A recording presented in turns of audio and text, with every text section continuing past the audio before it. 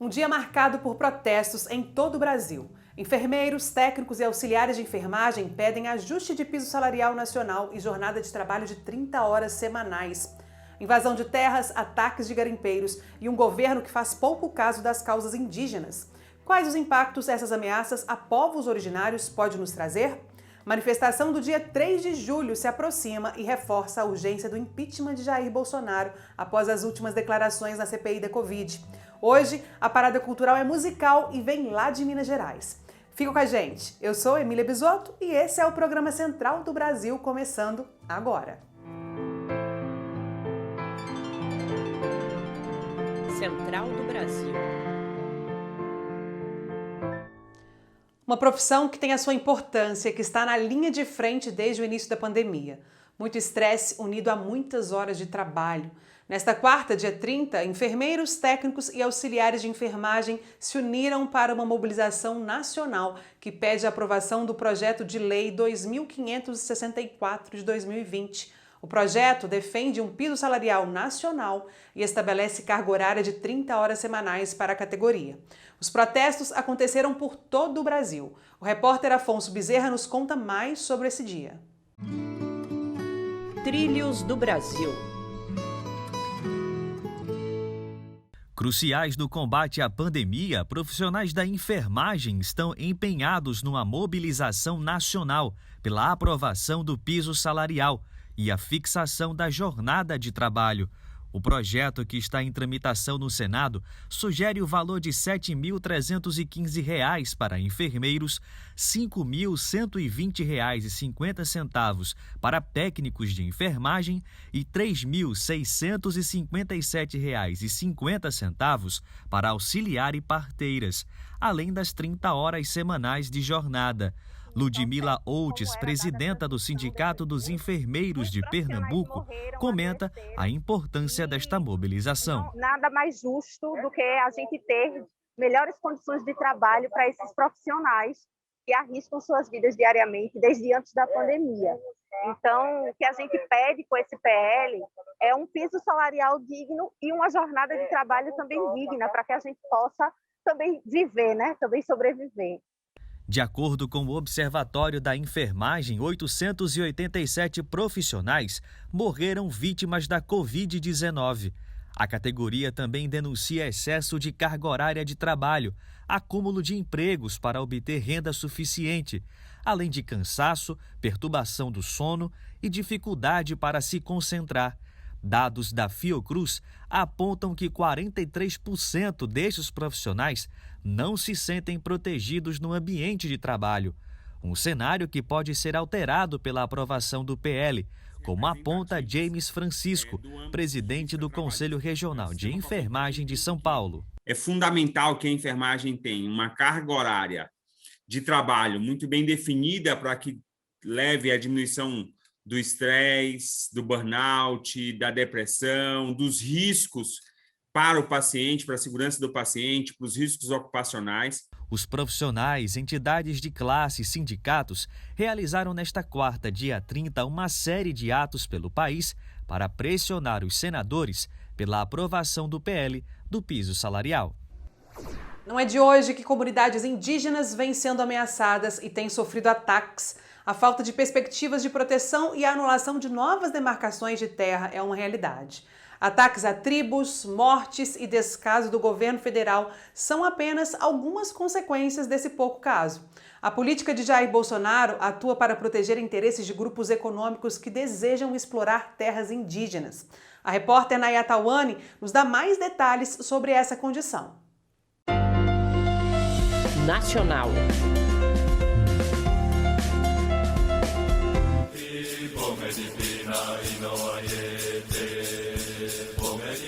A tramitação no Congresso Nacional do PL 490, que ameaça anular as demarcações de terras indígenas e também viabiliza a abertura dos territórios para o garimpo, além do marco temporal que ainda será julgado no STF, são alguns dos retrocessos que colocam em risco, sobretudo, a vida dos povos originários. É o que aponta a primeira deputada indígena eleita na Câmara dos Deputados, Joênia Wapichana.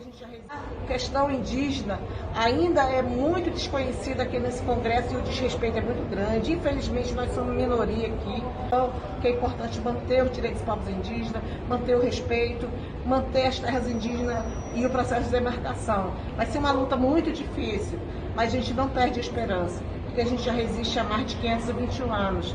E é importante manter essa força, essa união, o acompanhamento.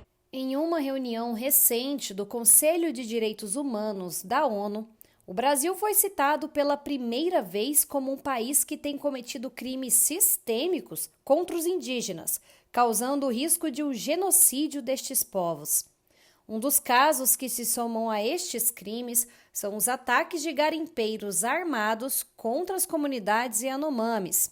E, segundo dados da agência pública, a exploração minerária em terras indígenas cresceu 91% desde o início do governo de Bolsonaro. O estudante indígena Victor Patachó nos conta que os ataques são de todos os lados. Bolsonaro ataca a vida dos povos indígenas, ataca a necessidade de sobreviver através da saúde, da demarcação de terras, mas também da educação. E nós estamos aqui, nos dias de hoje, nos mobilizamos em todos os lugares do país contra esse governo, contra os ataques, contra a PL 490 e contra um governo que não dialoga e nem se coloca para conversar com esses povos. Na condução da pandemia, os ataques continuam.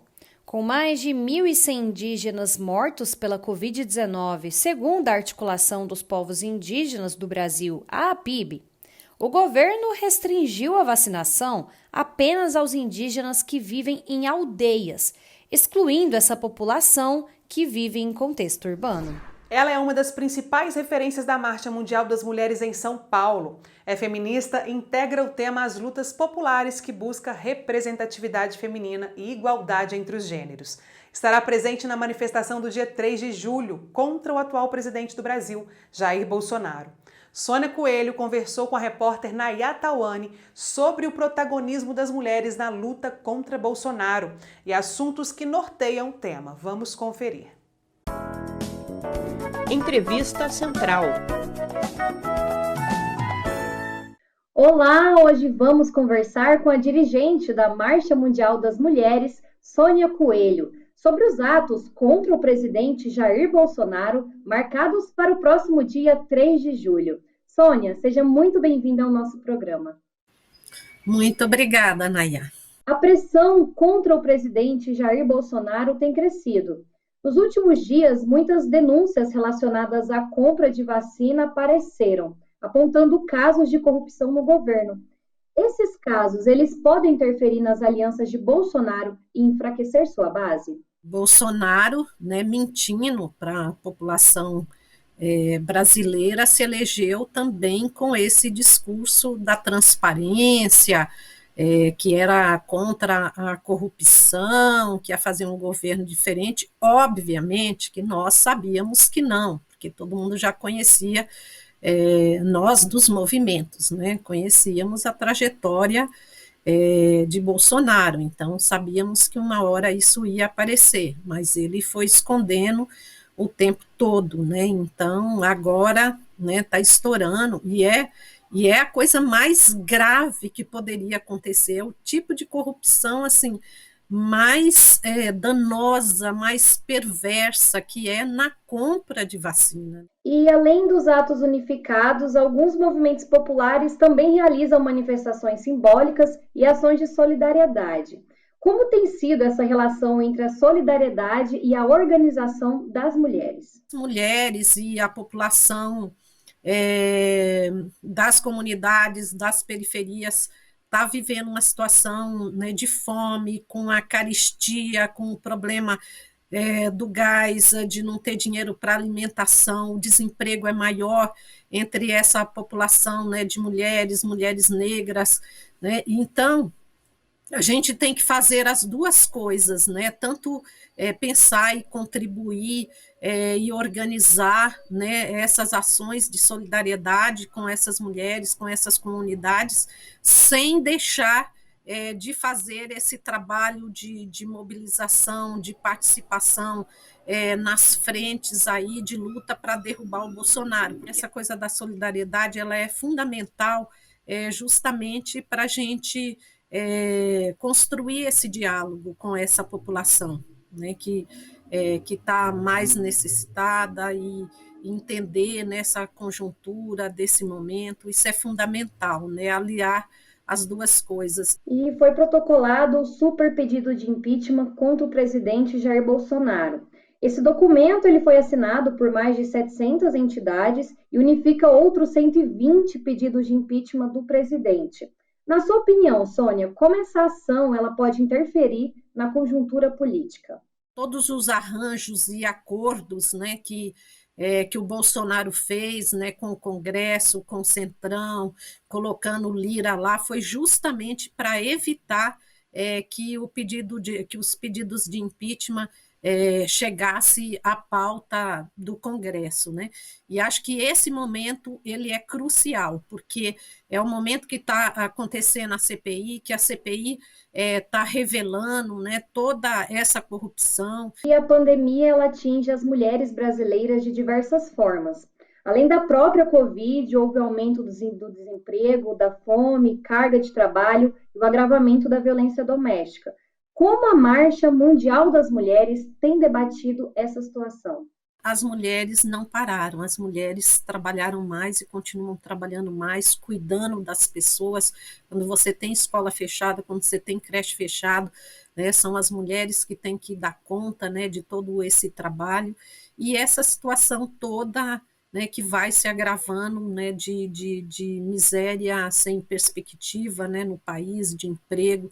Então, é uma situação muito difícil, muito grave, né, sobretudo para as mulheres, porque é o aprofundamento das desigualdades, né, que a gente já vivia na sociedade, que se aprofunda agora, né, que é as desigualdades de gênero, de raça, né, o racismo, né, a violência, né, então tudo isso que nós estamos vivendo. Então a gente faz essa luta de forma toda articulada, que é ao mesmo tempo o trabalho de solidariedade, como a gente já foi falado, é a luta contra a violência, né, é a luta, né, para botar fora Bolsonaro. Quais as orientações de segurança que os movimentos populares estão dando a todos e todas que quiserem se manifestar neste próximo dia 3?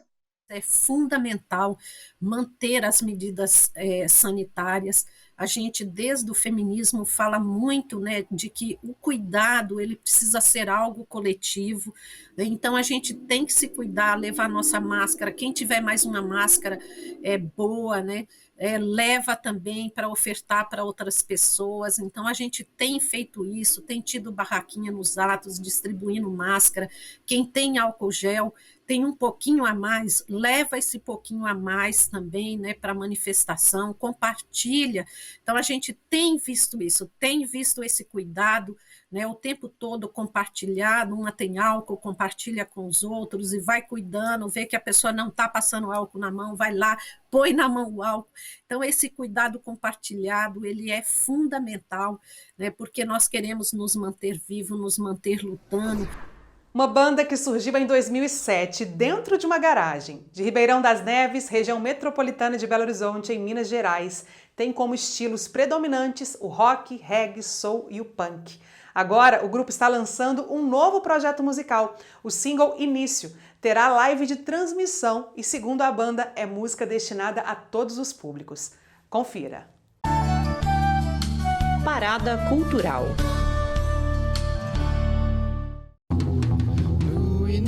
Tudo é bom, tudo é gostoso demais.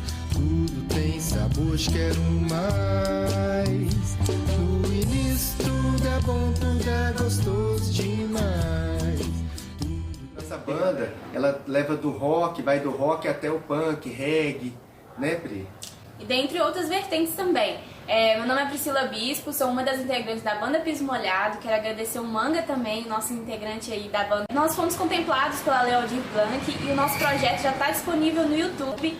E vamos fazer uma live também no dia 1º de julho, às 20 horas. E já vai estar disponível nas plataformas digitais. Agradecemos a vocês. Grande abraço. Obrigadão, piso molhado. Beijão. Beijão.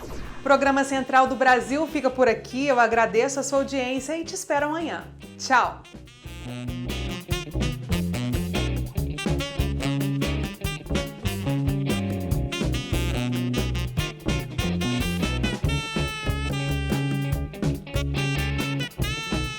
Central do Brasil, a rede de comunicação dos movimentos populares.